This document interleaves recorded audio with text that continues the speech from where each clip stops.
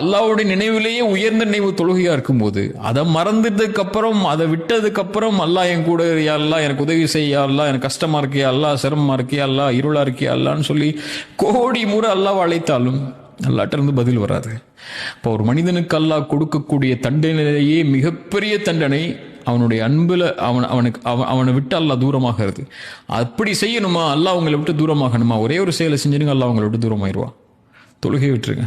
அல்லாஹ் உள்ளச்சத்தோடு பயப்படக்கூடியவங்களுக்கு தொழுகை மிக முக்கியமான அடிப்படையான ஒரு ஆயுதம். அவங்களுக்கு அதை எடுத்துக்கொள்வாங்க. சோதனை வரும்போது அல்லாஹ் முன்னாடி போய் நின்றுவாங்க.